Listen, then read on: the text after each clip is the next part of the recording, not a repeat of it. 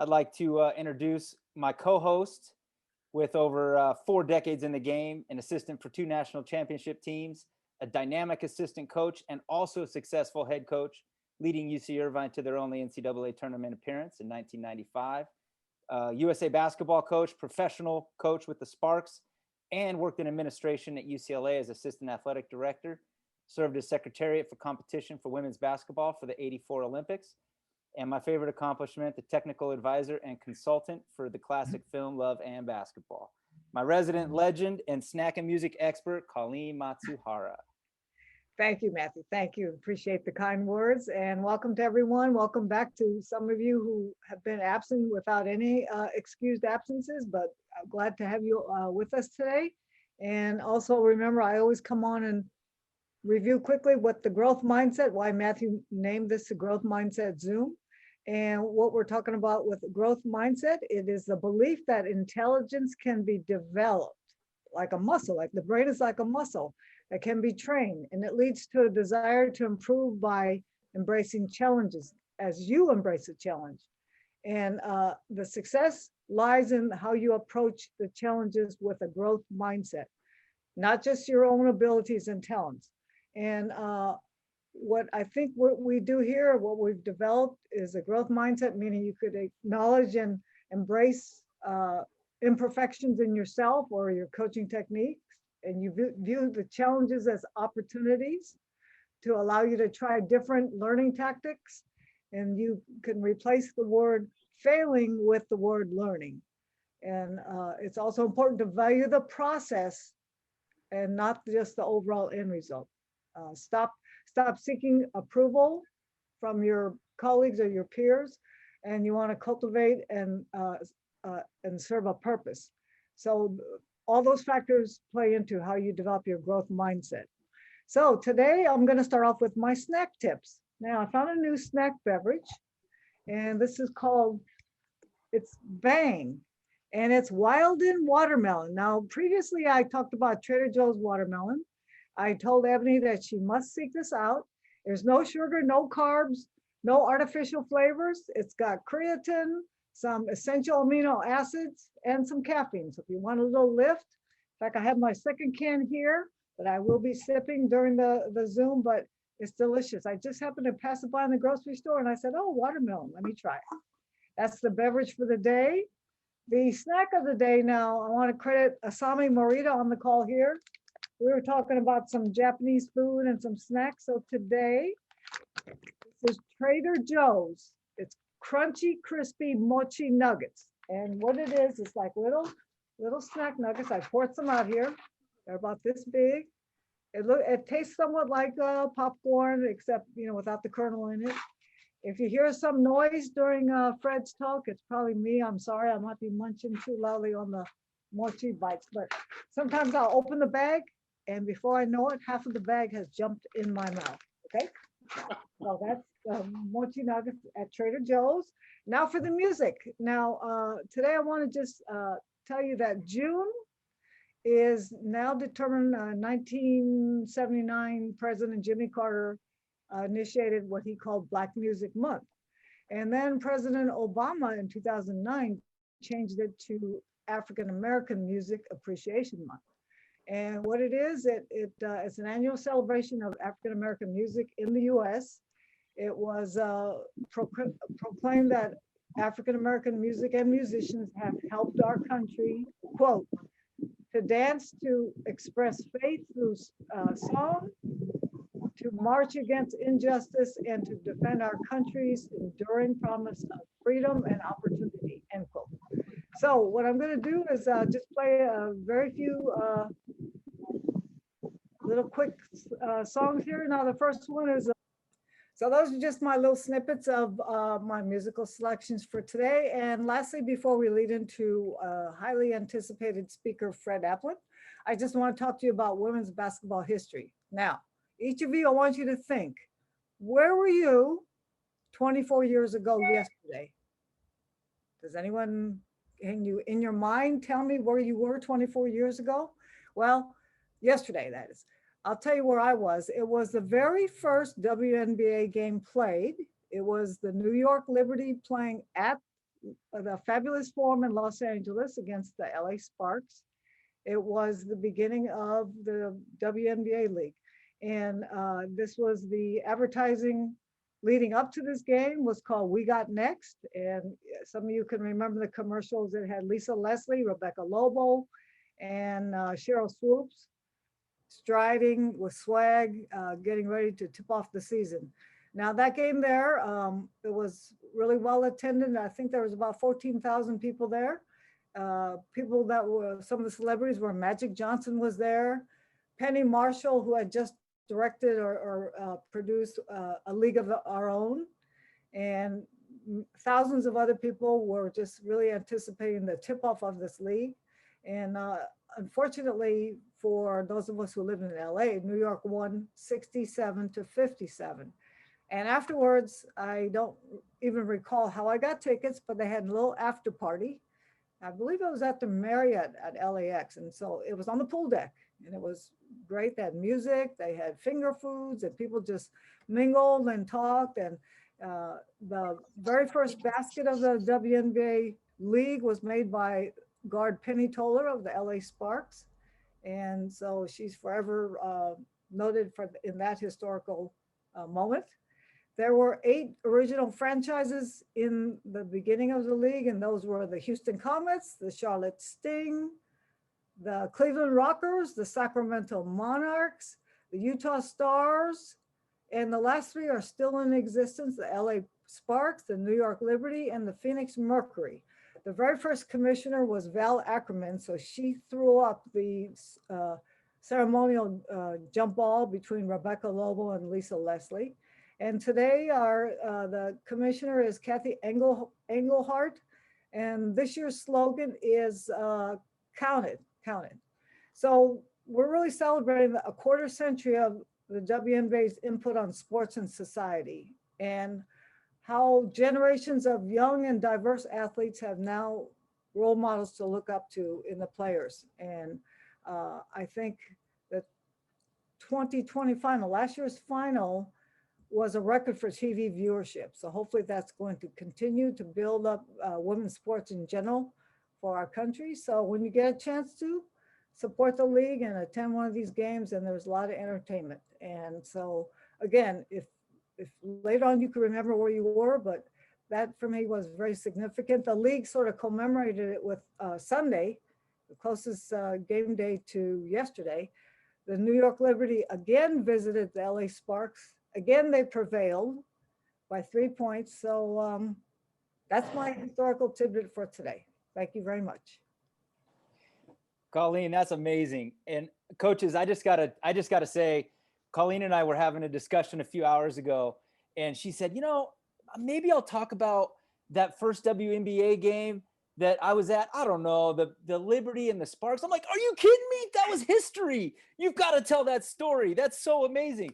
That was like your WBCA first ever meeting, Colleen. We're just so lucky and blessed to have you with us, and the living history that you bring every single session is fabulous. Thank you so much for being on and supporting every week.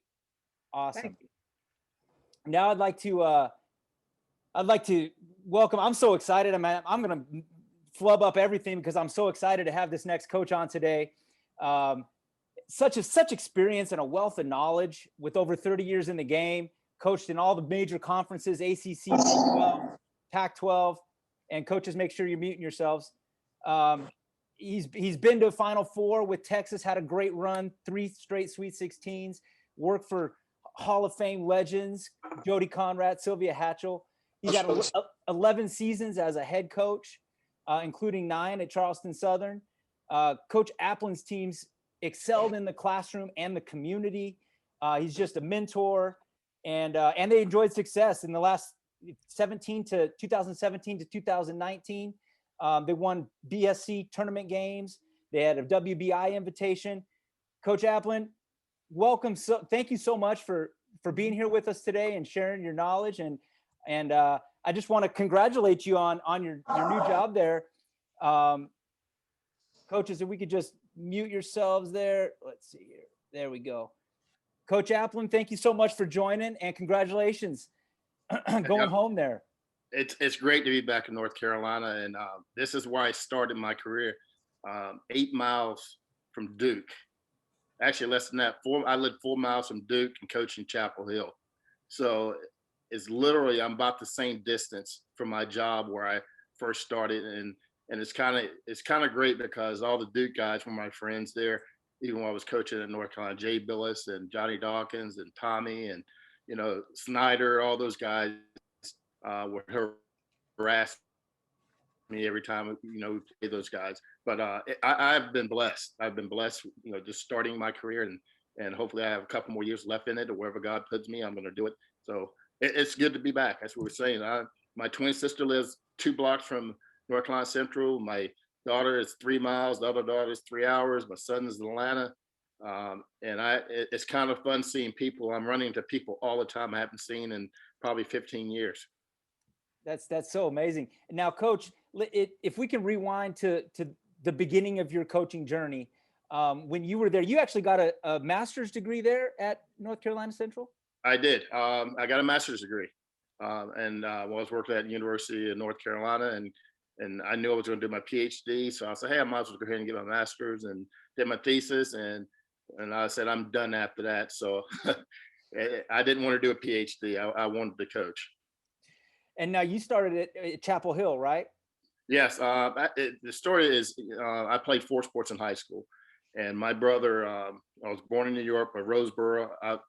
We moved here when I was really small, so North Carolina is my home, and he was good friends with Mitch Kupchak, who played at North Carolina. So I became a Tar Heel very easily. And once I got the opportunity, I was having North Carolina. All my friends were NC State fans. I couldn't stand it. There was only like 3 of us North Carolina fans in the whole school, and that opportunity came, and I happen to know a lot of the players. I would Phil Ford. I mean, those guys, they were like big brothers to me, and it's kind of interesting because my grandkids now they get to get all that stuff. I mean, Mitch Kupchak autograph, Coach Smith, and I'm going to give it to them, and they became like big brothers and big friends. And even when I was in college, I would go back. Michael was in Wilmington, 30 minutes away, and Dominique Wilkins was 40 minutes away. We all would play basketball with each other. We just remained friends for a long time. Wow. Now, when did you originally start coaching with the men's and then switched over to the women's? Is that right?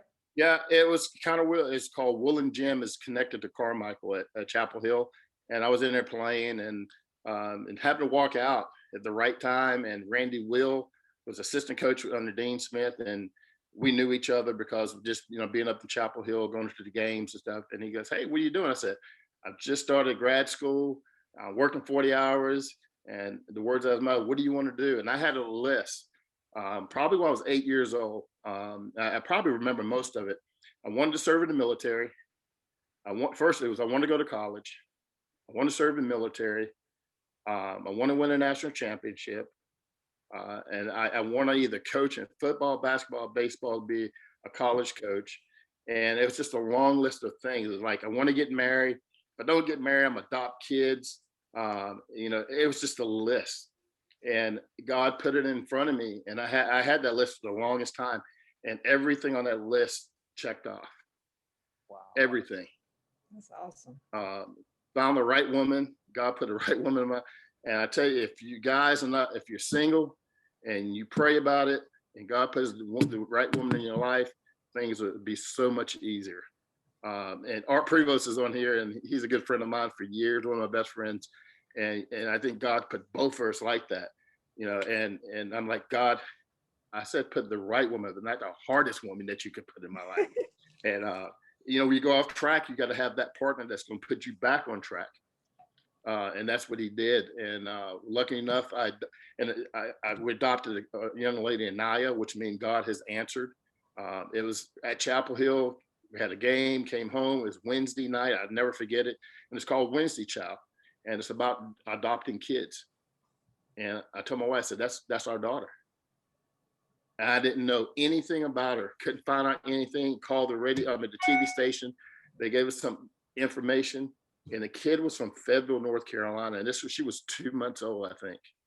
And that started the process. And unusual because I'm from Sampson County.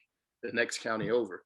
They normally don't allow you to adopt someone within 150 miles away. Now it's 23 miles. Took us 6 months. She's our daughter. She's turning 30 now. So it was a blessing. Getting back to Randy, walked out. He goes, "What do you do?" I said, "I'm in grad school. I want to coach." And he goes, "Hey, come see me tomorrow." And when I say opportunities, guys, those opportunities are there. Take it. I took it. I turned an opportunity 2 years before that to go to Duke to work under Steve Spurrier, because we had an Elon alumni there. And he's like, "Hey, you want to coach football?" I said, "I don't know what I want to do." And I knew this opportunity, I couldn't turn it down. And worked for him for a year. Knew I wasn't going to move up. I just wanted to experience, and met Andrew Calder. They happened to want to practice in our gym. And Randy goes, "Hey, you handle it." And we went from the Dean Smith Center to Carmichael to practice. And we became great friends, me and Andrew.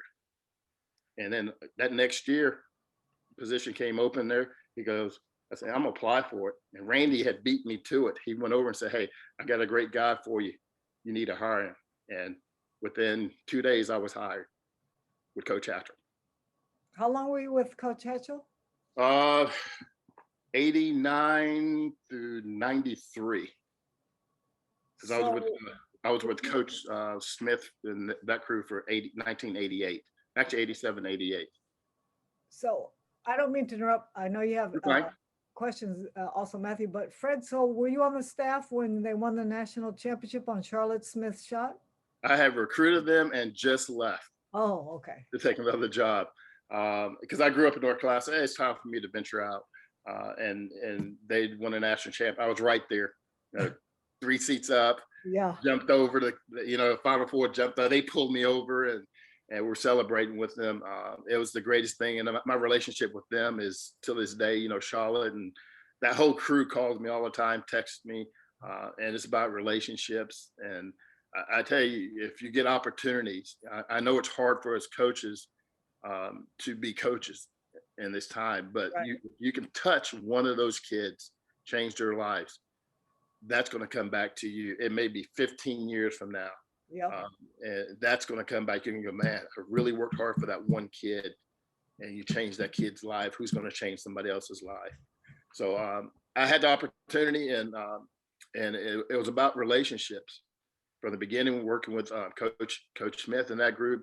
Coach Smith was a Hall of Famer, idol, man. This is the guy that you just looked up to. At that time, you had him, Jim Valvano. You just looked up to them. Those are the guys in there. Coach K was at Duke. But, the one thing I learned is don't ever be afraid to introduce yourself. I don't care who it is. Do it. I'm a people's person. My wife can tell you that. My players can tell you that.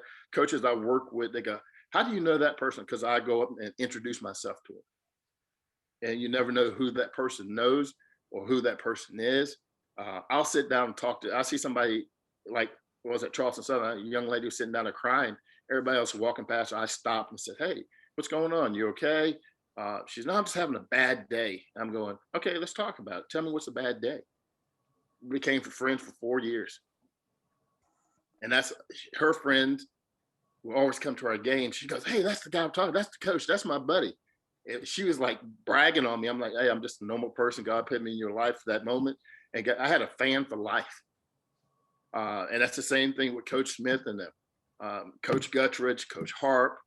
I didn't know Coach Harp. I didn't know the history of Coach Harp or Coach Guttridge. And man, you talk about someone when I left North Carolina, they would shoot me emails. They would write me, "Hey, Coach, we're following you. We wish you the best of luck." They didn't have to do that. And the same way with Coach Hatchell. Whatever I could do for you, let me know. And that's up to the time now when I was let go at Charleston Southern. Coach Hatchell was one of the first one. Randy Will was one of the first one. Carlene, Fred Williams, those guys. "Hey, what can we do for you?" It's about relationships. And I think what you guys are missing now is, and Art can talk a little bit about it. Carlene, we were not recruiting. We were not recruiting as a group. If you couldn't afford a packet, we shared that packet with you. If you couldn't afford a hotel room, you stayed in our hotel with us. If you couldn't afford a car, "Hey, what gym are you going to?" "I'm going to gym 13. at 3 o'clock, and I'm in gym 12. I'm gonna be here from 1 to 4. Here, take the rental car. That's what we did. That's how you became close. That's how the relationships. Gino, I can remember Gino sitting in Applebee's at Boo Williams at 11 o'clock at night. We're talking X's and O's on a napkin. And it's like people like, you talk, my staff, my staff at Charles Southern, we're going to gym. Gino walks in, what's up, Fred? You're like, Gino? Yeah, like he's a friend. He's just like anybody else. Pat Summit would come sit beside me. You talk about Pat could talk all day. She could talk all day long. Like, Pat, I got to go to another game. Well, let me tell you about this. What do you think about Pat? I got to go to another game. Coach Stringer, the old head, that's, you sat beside them. And that's what you call relationships. But they knew more people than I knew starting the game. And those connections have helped me no matter where I've gone. And I think that's what you guys, the young ones, you got to have connections. Mm-hmm. You can't be on the island by yourself. Yeah, you're working for your school, you work for your head coach, but you got to have relationships. Like I remember Shelly Sheets playing, All-American. Yeah. I was joking with her earlier, but All-American, kid could play, and the relationships now, that's what it's about. And I think it goes back to it's Carlene, and, you don't really know a lot of history of Carlene. Get to know that, man. Loving basketball was a big, big, big thing. And I shared, I still have my hat, loving basketball from Carlene, and I showed it to her. She's like, wow, you still have it? I said, yeah. My mom still had her shirt. My mom kept everything.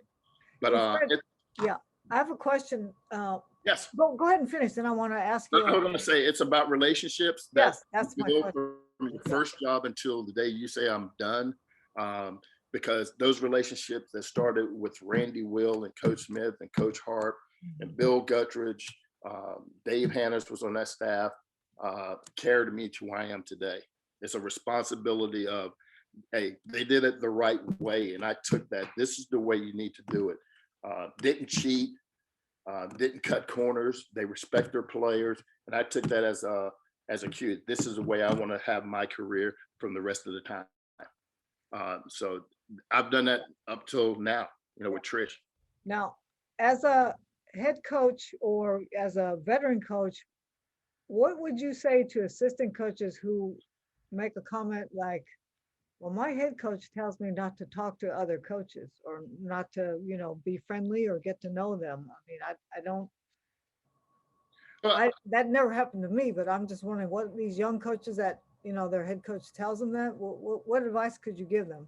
I think the one thing is, if a head coach tells you that head coach is insecure. Yeah. And I've never had that happen to me. But I would email that coach or call that coach and say, hey, I can't talk during the recruiting period. I didn't get a chance to see you. I would like to talk to you about X's and O's or talk about developing my resume, something like that. Shoot them an email or call them or call their secretary.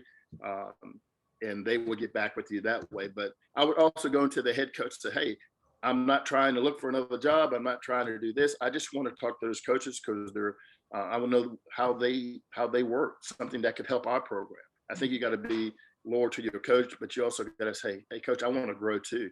I have friends that said the head coach didn't want them to grow. And I'm like, that might not be the spot for you. Yeah. We didn't chase money. My first job was a volunteer assistant. Well, that means I got nothing, zero.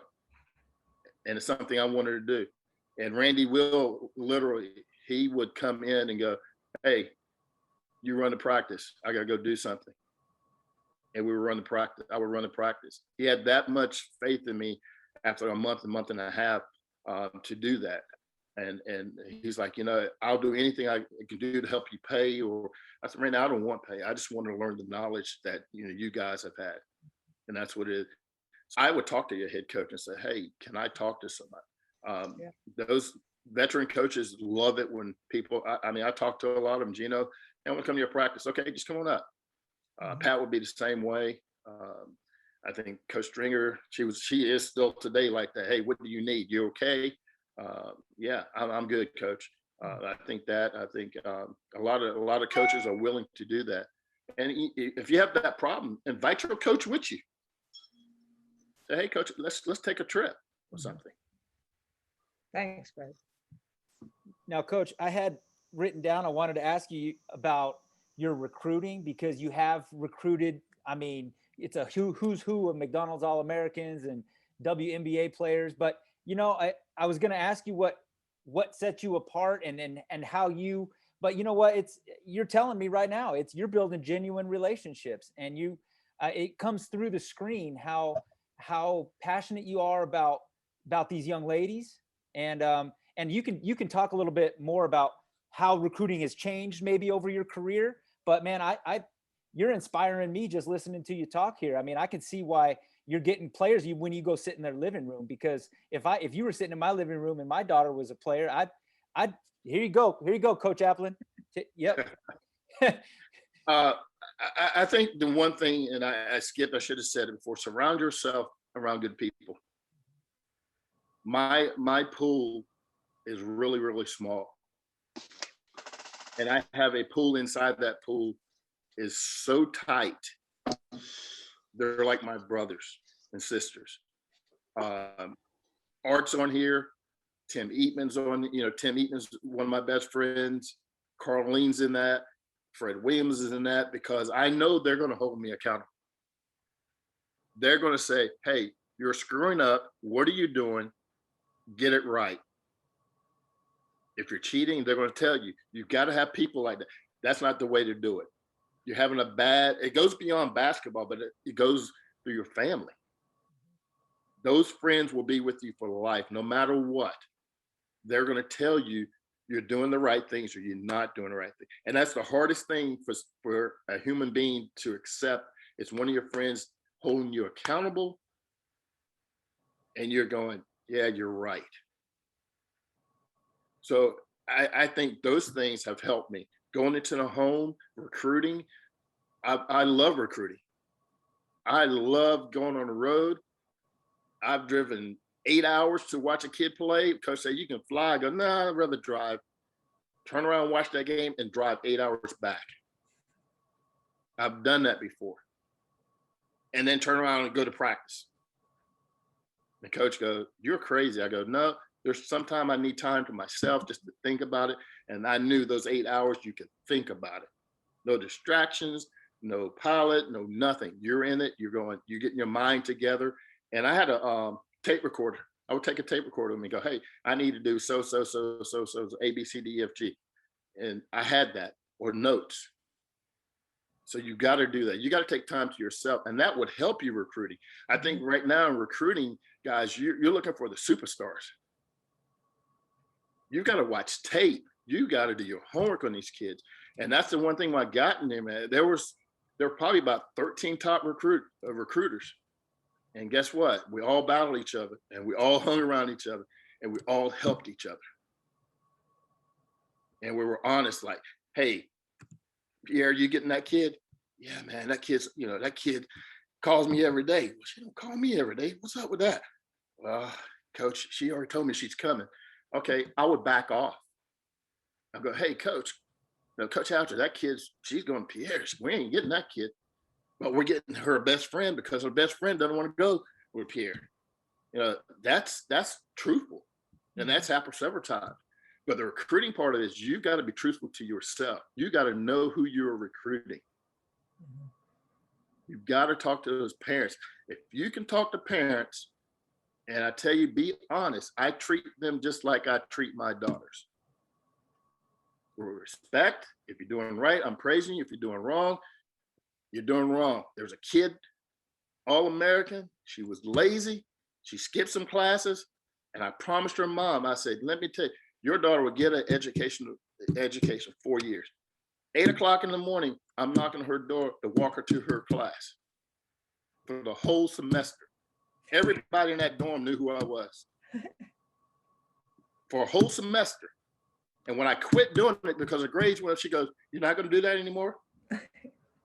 Nope, I'll be there for the next semester. And she loved it. It was a relationship. And that's what I'm talking about. If you're going to promise something, you got to go through it. And that's what it did. Until this day, this kid, man, she calls me all the time. She goes, wow, we had some good times. I said, no, you had some good times. I had to get up at 6 o'clock, drive there to make sure you're up at 8 o'clock. There's another example, a kid couldn't make her mile time. Coach Hatcher would say, you don't make your mile time, you don't get gear. Monday, Wednesday, Friday was the team stuff. I was up with that kid Monday, Tuesday, Wednesday, Thursday, Friday, Saturday, Sunday, until she made her mile time. She made it the day of the game. And you know what? She still remembers that. She tells her son, who's 17 years old, that's the coach that was with me every day for 7 days a week. So it's about relationship. It's about, I'm passionate what I do. I'm honest what I do. I'm not going to lie about it because it's going to come back and bite you in the butt. You try to break NCAA rules, it's going to come back. And that's why I'm honest. I'm not going to do it. I've been around one coach, she said, man, we're going to do it. No, we're not. No, we're not. We're not going to break rules. I don't care if so-and-so is doing rules. We're not going to do that. Because I want to go home at night, put my head on my pillow and go, I did the best job I could have done. I did it the right way. How did you handle it if you worked for a head coach that told you to cheat? What would your response be? Every coach I've worked with, I tell them my values. The first thing, I'm a Christian. I love my family. I go to church, so they know. And I've had coaches come and go, well, we're going to practice 11 to 1. I'm going, hey, coach, I'm in church at that time. Oh, that's right. You did say that. Hey, we can either move it later or whatever. They know my values. I had a coach one time, I'm sitting in my office. She had the other 3 coaches in there. She goes, we got to cuss them today. We got to cuss them today. I'm sitting there going, what's she talking about? We got to cuss them. I'm not in that meeting, but the door's up. And she literally told the other coaches, you better cuss every player on every possession. She goes, out of her mouth, I know Coach Applin ain't going to do that. And I walked in, I go, none of us should be doing that. So it's your values. You got to share that. When you go into interview, share your values to that coach and what you're standing for. You have families. And, you know, my staff, hey, we get the job done. Go home. Don't sit here. Oh, I got 2 more hours to do nothing. And no, go home. Get out the office. So I'm passionate about it, but I'm honest about it. And I like what I do. I love it. If I hadn't, I'd have quit a long time ago. Is it hard? It's very hard. It's very hard. Do you have a set of values? Do you have goals as assistant coaches and head coaches? Where you want to be in 3 years? And everybody talks about that. Do you live by that? I do. Even as associate head coach, being named associate head coach, Trish threw everything at me. She goes, you're going to do it. No problem. Bring it on. Because I've done it before. I prepared myself, but I am not going to overstep her. I am working for her. I know, like we're sitting there today. She goes, hey, you know, I think about doing this. Okay, let's talk about it. You know, and she looked at me. She goes, what do you like about it? What you don't like about it? That's a good person to work for. You know, and I said, hey, we all need to be in here talking about it. And that's what we did for about 2 hours. We talked about X's and O's. We talked about the new facilities they're building on campus. You know, we've had 10 kids on campus since I've been here. And she's like, oh, wow, I didn't know we could do this and this. And we just put our heads together. I said, Trish, this helps us. What doesn't help us, you know? So I think you got to have values. You got to have goals. Even if you're a high school coach, you know, you got to have goal steps that you want to be in 5 years, and surround yourself with good people. I mean, I've got friends chasing money right now. Some assistant coaches making big bucks. I mean, and you know what? They're miserable. They're miserable. And that's the one thing I said, God, if I'm starting chasing big bucks, I am losing your vision. And I turned down the job most recently. It was going to pay a lot of money. I'm sitting there going, okay, I could retire in 6 or 7 years. And I prayed about God when I lost my job. I had no worries. And his words to me was, be still. Listen to my voice. And that's exactly what I did. I stayed still. I reached out to people, and guess what? The right job came at the right time and with the right people. Mhm. And my values didn't change. So when you tell your head coach before you take the job what your values are, and like, when you go to church on Sundays and you told them the time, so it's good that they respected you and honored your values. Some coaches would say, well, so what? Don't go to church. We're practicing, right? I mean, there are, I haven't had one coach tell me that. okay. No, but I'm saying there are coaches that don't There are have. coaches like that. Now there are times I'm trying to remember. There were times that I did miss church, Uh-huh. and it was like, okay, and we have night service too and stuff like that. So I would go to night service, but it was like, I'm not going to miss 15 Sundays because you're going to be a butthole in, and know that, hey, we're going to practice at that time because of coach, because the players starting, you get in a relationship, they want to go to church, Mhm. and they were miserable. And I was like, coach, it's not, it's never bothered me. I said, our players want to go to church. Oh, and some coaches don't think about that. We get so in, we're a coach, we got to do this because so and so did this, and our schedule got to be this way. And no, you got to have a plan when you go in there. And that's the one thing I told my staff. I said, some of you go to church, some of you don't.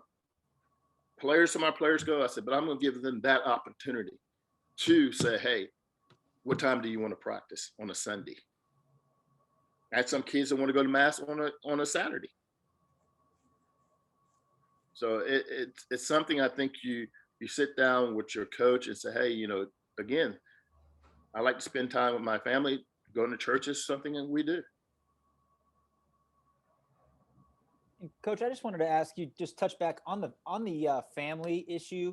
I'm not sure what year you got married and started having a family, but can you talk a little bit about the conversations that happen when you start talking about moving on and going to a different school? And because I'm kind of going through that myself, and I've got a young family and a wife and a 4-year-old, and so it's challenging. We're talking about uprooting. My wife is making most of the money and working, and so we're talking about, can we move here? Can we move there? Can you just touch a little bit on your experiences and maybe your advice on how to handle some of that stuff with your family?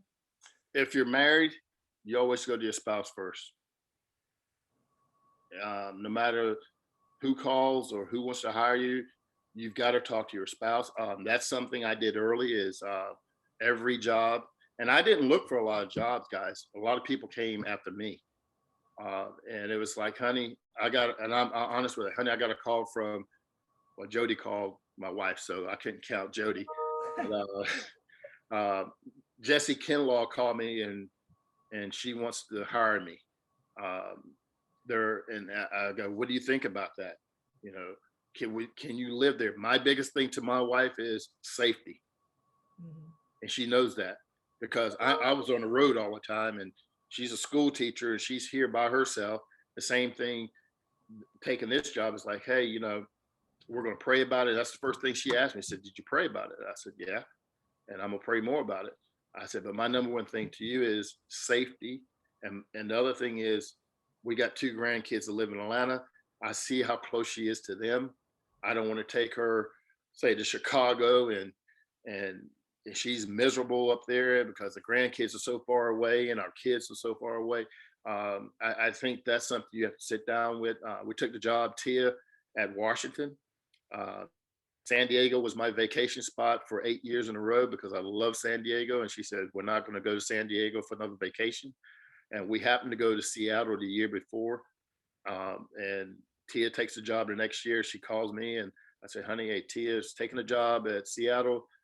Let's talk about it. What do you think about it? And we're in North Carolina then, at Wake Forest. And she was like, I can see myself living out there.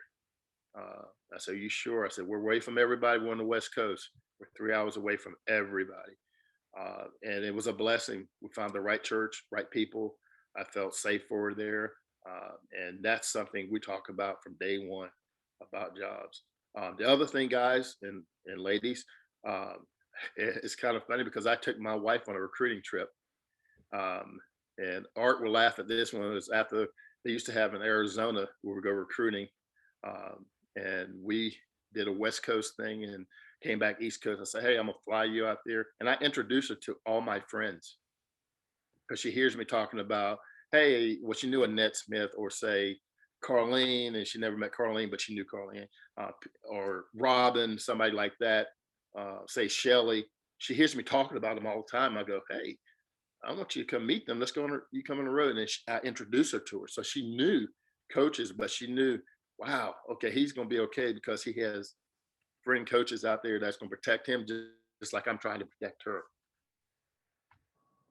So it kind of made it easy for me to accept some jobs. But this one right here, it was like, no, I'm not taking away from the grandkids. And she's like, I'll be okay. I go, no, I'm not doing it. It was deep down in my soul. I was like, can't do it. And I called that coach. I said, I apologize. I can't accept this job because I think God's putting me closer to our grandkids and family, and it worked out. And every job is not a good job, guys. Every job, the grass is not greener on the other side. So true. Now, how would you and your wife have the conversation about, let's say, a coach in a city that you've never been to, or maybe she's never been to, because you probably are well traveled, traveling around coaching, but maybe someplace that your wife had never been. Would you take her there for a weekend and be in conversation with the coach, or how did that usually go down with your wife when she doesn't know a place? Every job I've taken, my wife has been on there with me. Washington, they flew her out there.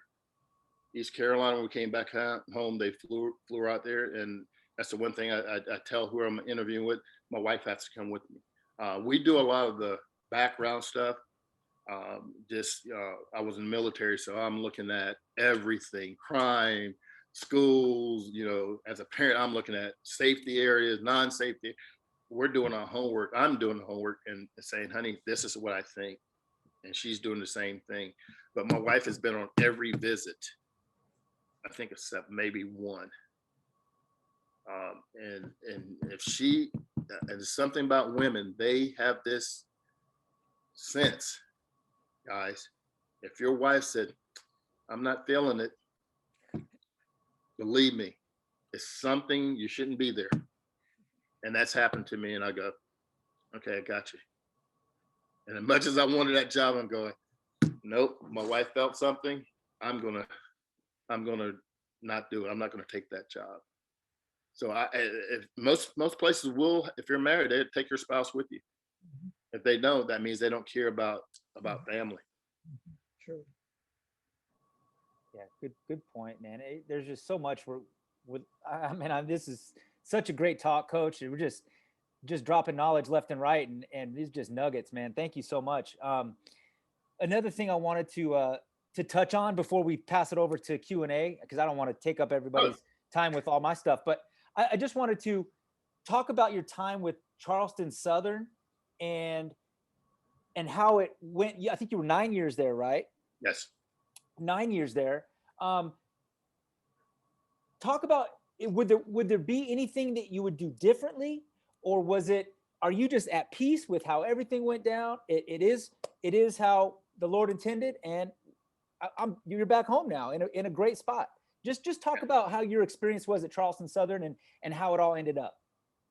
I think I've been at peace with that. Yeah. When the AD brings you in and you sit there, and we did a Zoom, and he said, hey, I'm not going to renew your contract. Like, okay. I appreciate my time here. And we talked a little bit later, and that was it. There was none of this back and forth. I'm quite sure he had a list of things. I cut it. Okay, we're done. Hey, I appreciate the time. Moving on.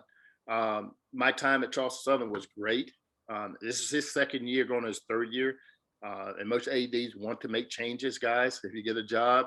And I had a great AD, Hank, and it was not, and I never complained about what we had. Didn't have. We didn't have a lot of stuff. Hey, I'll take it out of my pocket. Let's go. Our budgets were cut 30%. Director basketball position was taken away. Next year was cut again. No director basketball.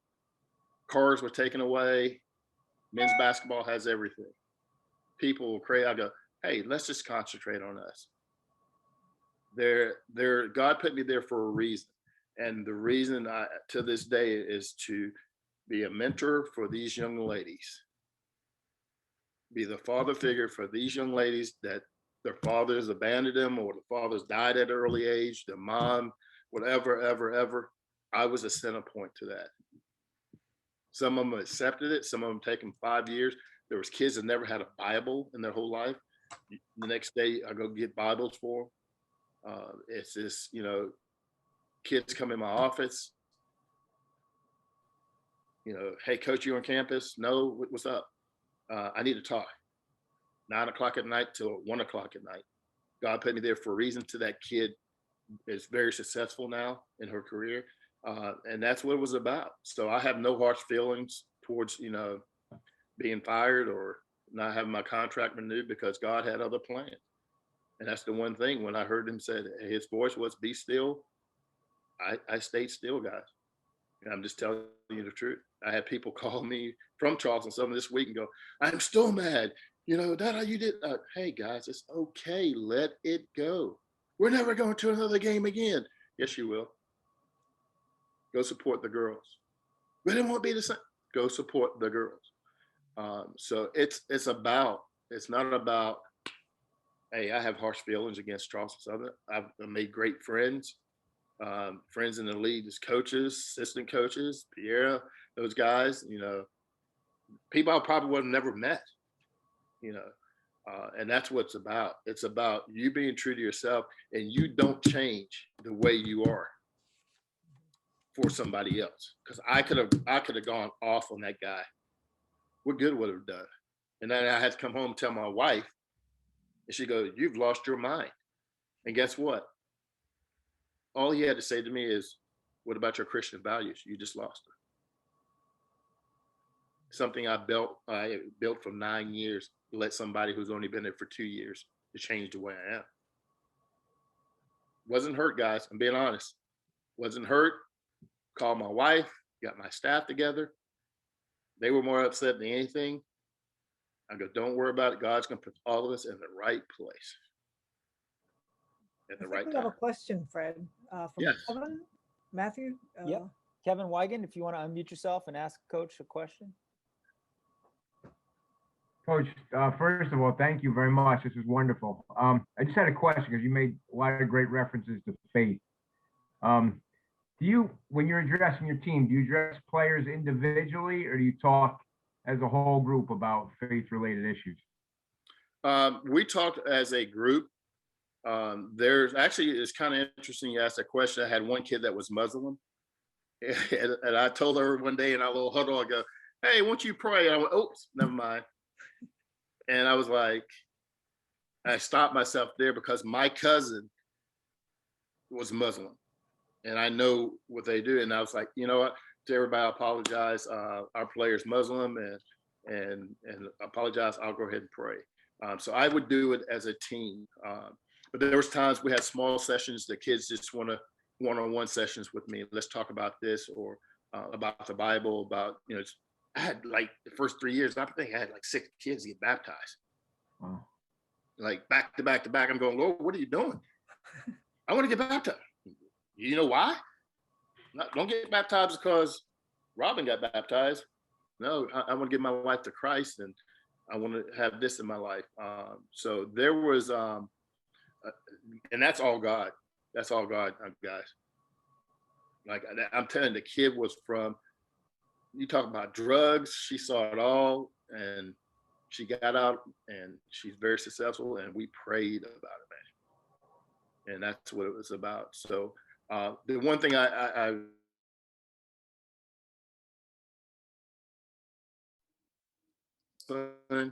be very, very true to your team.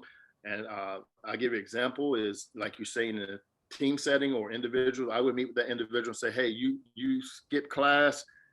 Always have an assistant coach in there with me, or 2. Somebody's taking notes. And then go, hey, you skip class 4 classes, you're not going to play the next 3 games. When you go to the floor, You explain it to your team. So-and-so missed 4 classes. Right now, she is not going to start the next 4 games. Because if you don't, that kid's going to go back, hey, nothing happened. Hey, I ain't worrying about it. And that's going to spread through your whole team. And that brought our team together when I explained if somebody got in trouble or somebody was sick. It was one-on-one. Hey, and I would tell that person, we're going to talk about it among our team because that we preach family. And that's what we did. It was great. Our kids respected me. They respected us, our trainer, whoever was in our circle, they respected them more. Such a great lesson. Art Prevost, do you want to unmute yourself? You have a question or comment? Sure. Can you hear me? Sure. Hey, Colleen. I've known Fred for 20, 25 years at least. And everything that he's sitting here saying, it's true. I've been coaching for 30 years. And he is the most honest and honorable and did everything the right way. And just listening to him speak today, it just, hopefully the young coaches that are listening will understand that, you know, it's about faith, family, and friends. Mm-hmm. And as you put those things in there, I'm a high school coach now. I've been doing it for 14 years here in Texas and pretty successful. But it goes back to my days with Fred and Colleen and Tim and those guys and that foundation. And Fred is what he says, he is that. And it's just a joy to hear him speak. I love him. He knows it. I've heard him mention my name a couple of times. We are close. And it's just an honor to hear him speak and to share his wisdom with this group tonight.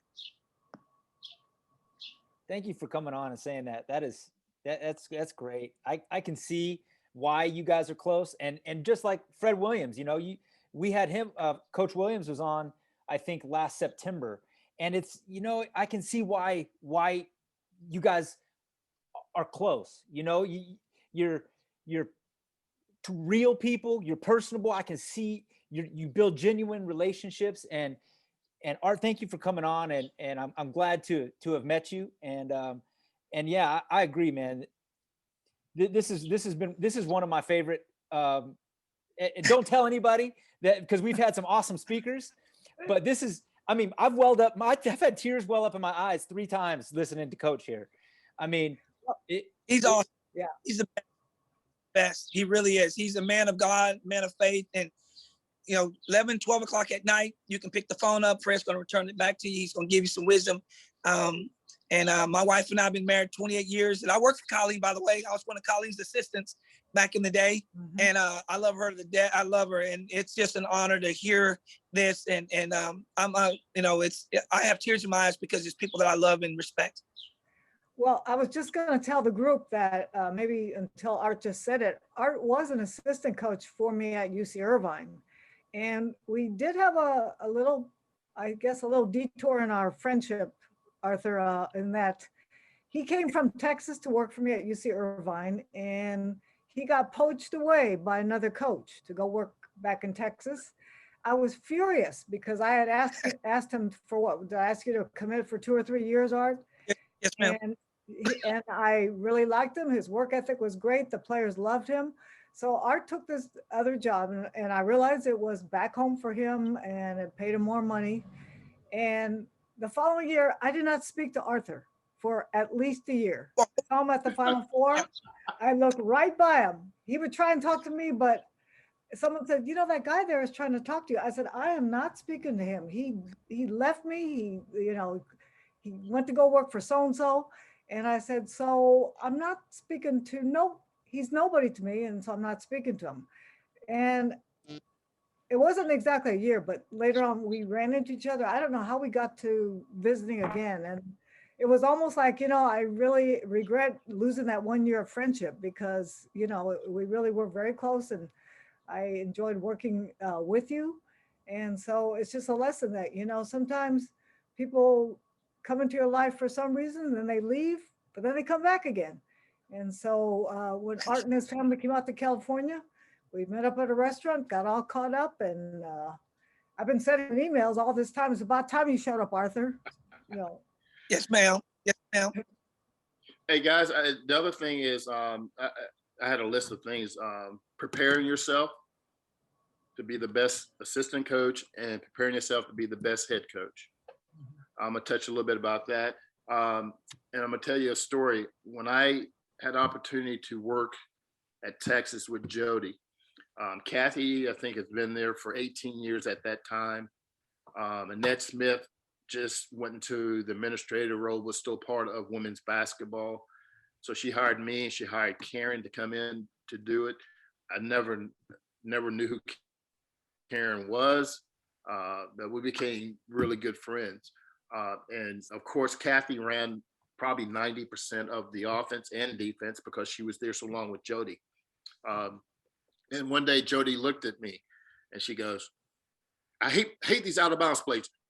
Put something in.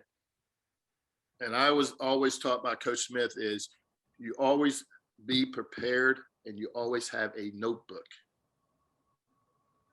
And I wrote down plays upon plays upon plays of offense. And I fell in love with out of bounds, sideline out of bounds, special stuff.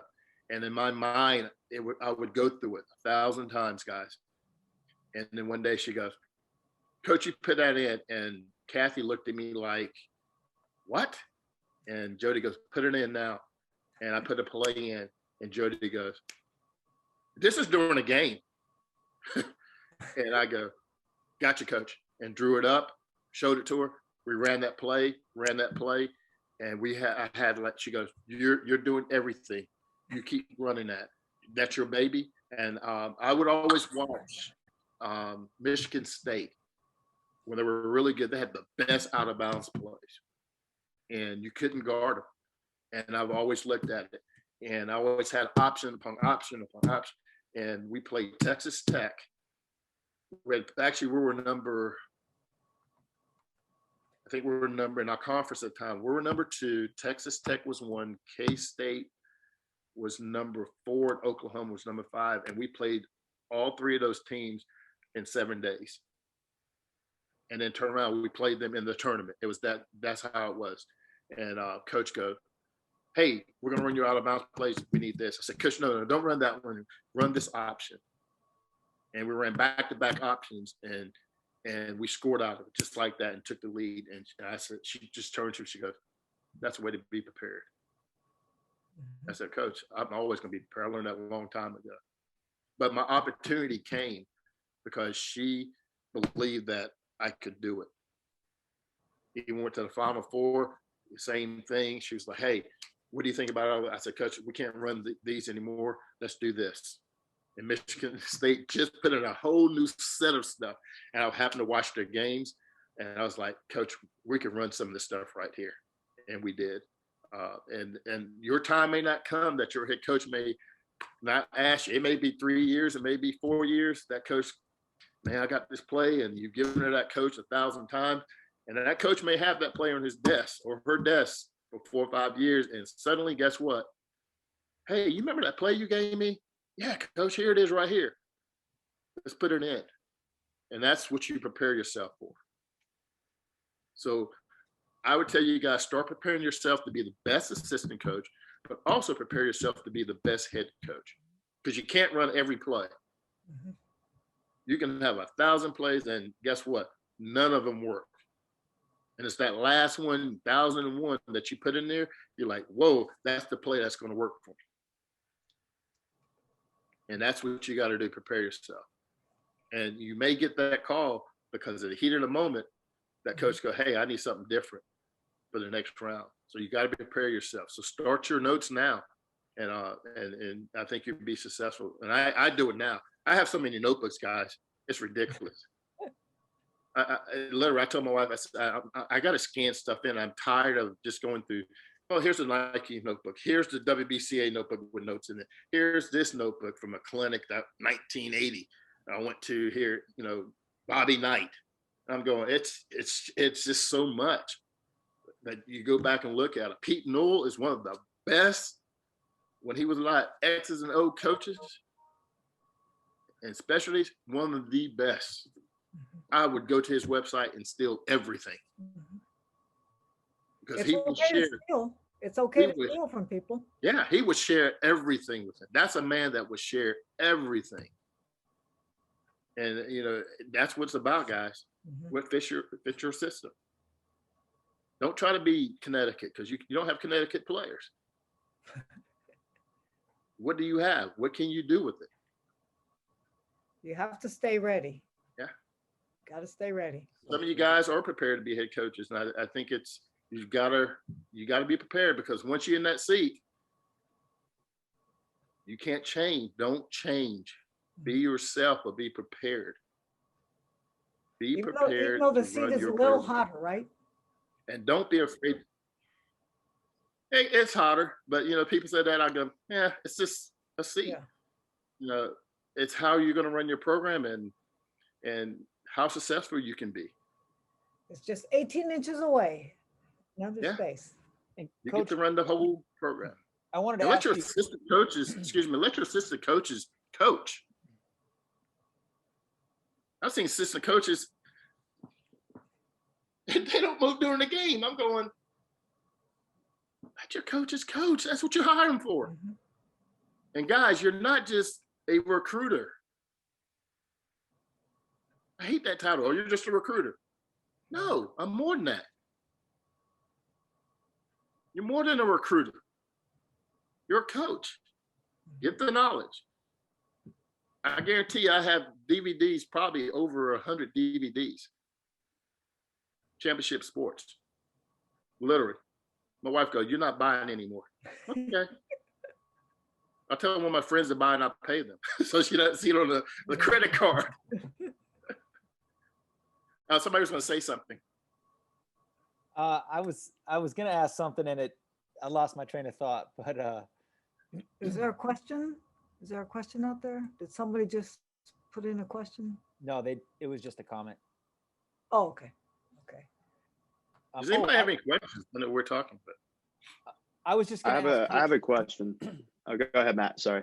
Oh, sorry, Sam. I was just gonna say, Coach, you had an early stint as a head coach at Hampton. Is that correct?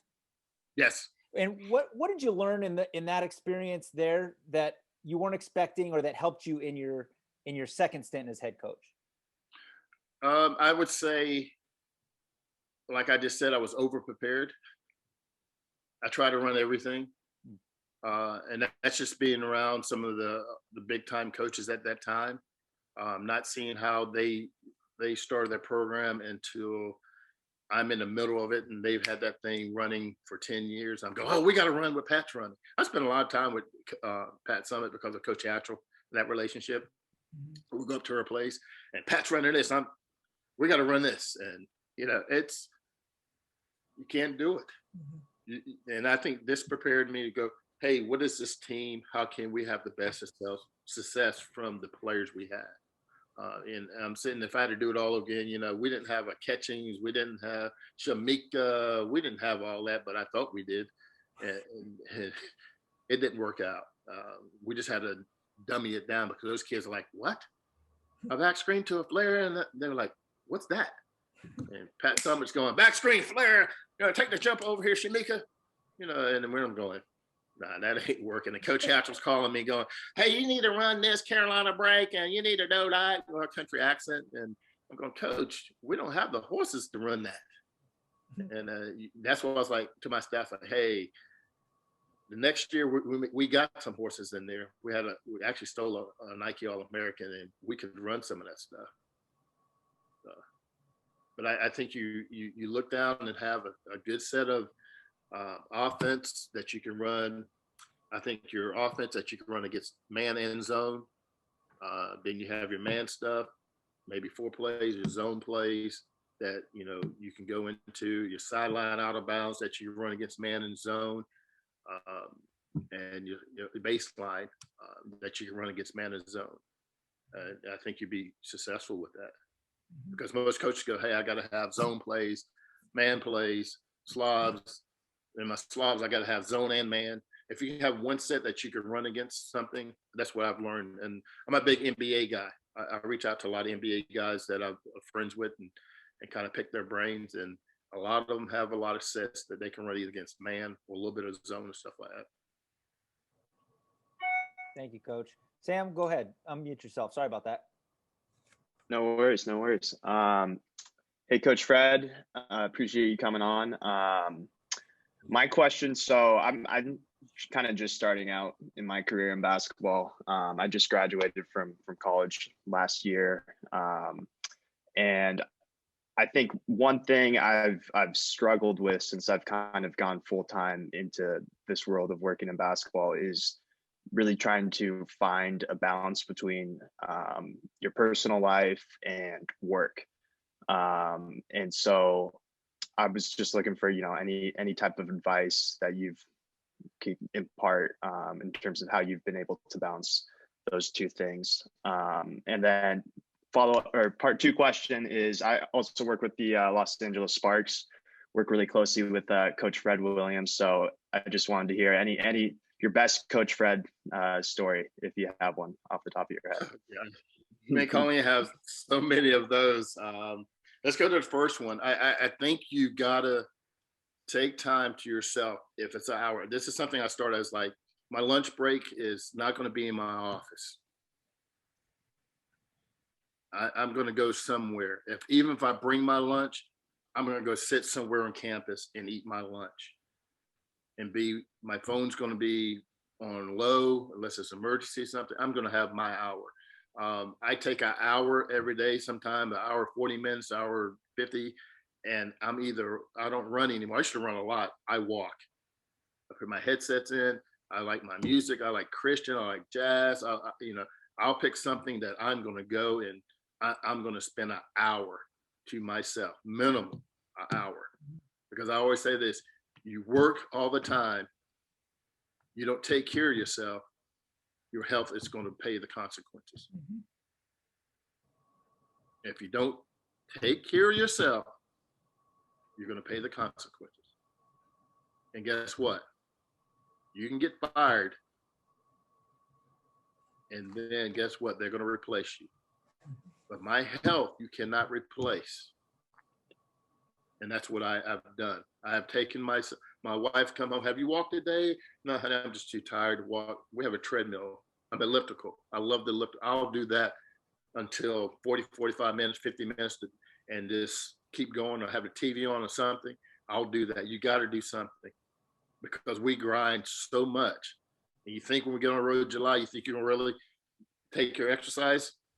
The time you get back to the room, you're eating late, you're tired. Hey, we got to do brackets. We got to talk about these kids. It's 12 o'clock. Oh, there's an 8 o'clock game. Man, you're back up at it again. So I think you take care of yourself. And that's for your family too. Your spouse don't want you to get sick. You don't want to get sick. And I've done that. And it could be a 30-minute walk if you can't get it in. Do a 30-minute walk. And that's what you can do. You can go home and do a YouTube exercise. There's plenty of exercise on YouTube. You don't have to pay for it. It's free.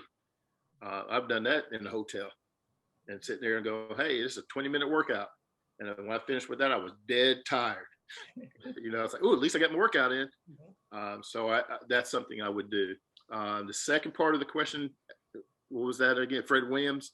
Fred Williams knows everybody. He's almost like me.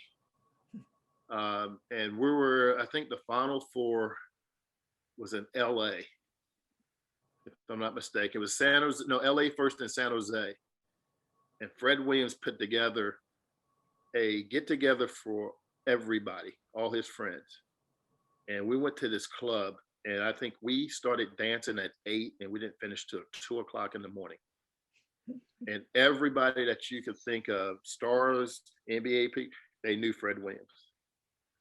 And there's not any bad stories I can think of, funny stories, because he's cool. But the one thing that you can get Fred is call him Freddie Bass. Yeah. Call him Freddie Bass. Because I still have his original. Fred Williams plays the bass guitar, and he has a record. And this is 1991. I still have it. I brought it out and showed it to him. He's like, "You still have it?" I said, "Yeah." But he plays the bass. But it's no bad stories about him. But he's a great guy too. He's a great guy. I can't tell anything funny stories because he was always serious. He was like me. Let's get the job done. Let's go eat. Let's go back to the room, talk about recruiting, go to bed. Absolutely. Yeah. Thank you. Appreciate no it, Coach problem. Fred. Now, how did you meet Coach Williams? We all hung out together. Literally, there was Out 20, recruiting? 30 of us on a recruiting trail that we all connected. And this is time when AU basketball was June the 26th through July 8th. Everybody went there, and we were literally, it was 30 of us. Hey, we sat together. We're like the mafia. We sat in the stadiums together, and hey, you gonna get popcorn? Yeah, here, get us some. No, keep your money. I got it. Or I'm serious. Literally, there was times that people didn't have rental cars and were like, hey, I'm gonna be in this gym until 5 o'clock. Take that rental car or hotel. There's times we had 6 people in our room. Because the Literally. hotels would sell out. There'd be no room unless you want Yeah. to drive to the next city. They were like, oh, I got a red roof in. No, you're not. You're staying with us. But it was that friendship, and we went out to eat together. Hey, we're gonna go tonight, steakhouse, or hey, we're gonna order downstairs and let's eat downstairs, and we all were there, and we never left anybody out. It was okay. Somebody's having a bad day. We're all there for them.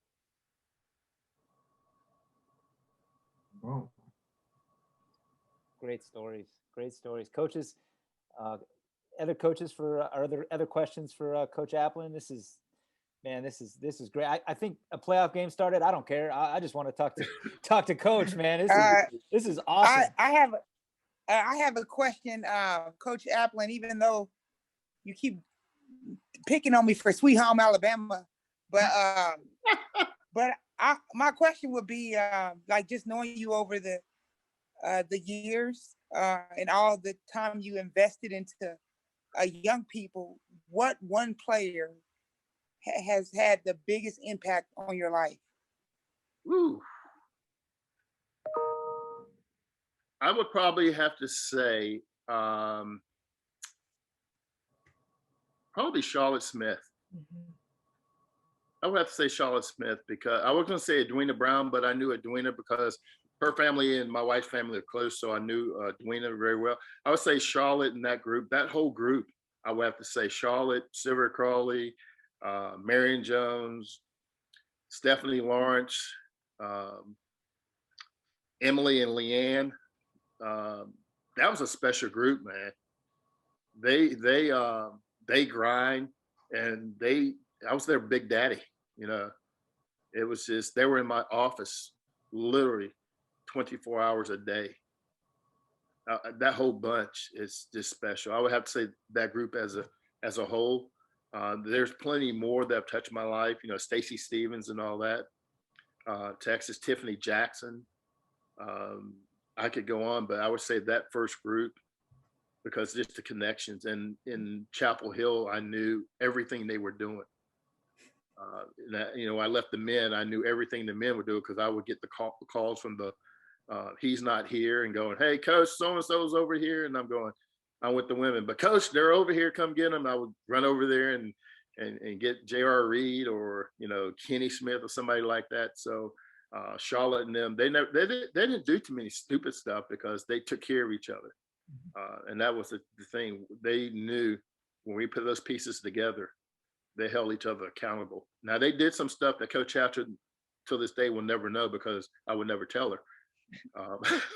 That was a special group. And they're sisters, man. Like Marion was in town this past week and they all got together. Or if somebody's somewhere, they all remain friends. This is going on 30 some years now that they remain sisters. So, and it wasn't an issue of black, white, or anything, or your parents are rich. They didn't care. They didn't care where you're from, how much money you got. They cared about each other. And I remember Ebony. I tried to recruit Ebony, while I was at Texas, but that didn't work out. That's okay. Much to her regret. Ebony had 3 great friends, and they were like sisters. They probably still are sisters. And we got Tamara, and Ebony just wasn't feeling the Texas thing. She didn't want to get away. But guys, I can talk all night. I'm here. I'm here to help you guys. I think most of you should have my cell number, but I'm going to put it in there. Feel free to call me anytime. I can help. Tyler hit me up yesterday, and I finally got back to him. I appreciate that. There are some people on here I met the first time on here has gotten head jobs or assistant jobs, and that's what it's about. If you see me on the road or whatever, okay, come over, talk. We'll talk. It's just, I'm about me. I'm here to help people. The sport I love, and I've been blessed about it, guys. It's totally different. I wish you guys could have come through the era that we came through, because it's totally different right now. And I see a lot of people just, I say, chasing that money, and they're not happy. You got to be happy. And I stay on top of recruiting, and just, know your kids. And you're not always going to like your head coach. Just remember, that coach is giving you an opportunity. And that's what I always look at. And taking the job here with Trish is, I think she's like, hey, I can go sleep now, because she knows. I told her, literally, when I took the job, I said, you know what? I've been a head coach. I'm not here to take your job. I said this in an interview. I think I shocked her. I said, I'm not here to take your job. I'm here to help you whatever way you want to go.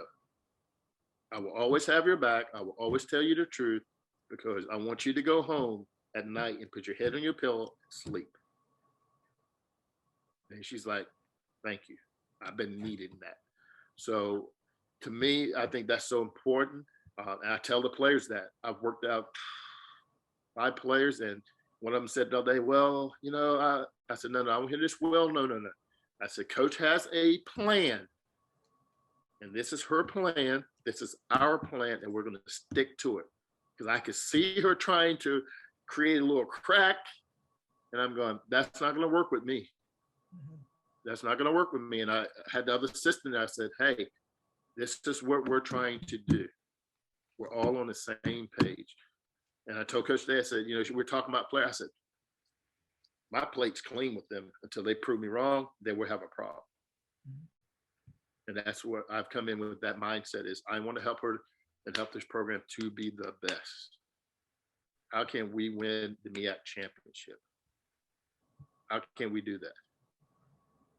Well, she's lucky to have you, Fred. Trish is really. I'm glad to be lucky there. I'm just blessed to be here, and and hopefully we're playing in the MEAC championship against one of you guys. Well, we really appreciate your time, Fred, and your expertise. And like Fred's told all you other coaches, anytime you want to reach out to him, he will definitely give you advice or words of wisdom. He knows what he's talking about. I'm going to tell you the truth. If you don't like it, I'm still going to be your friend.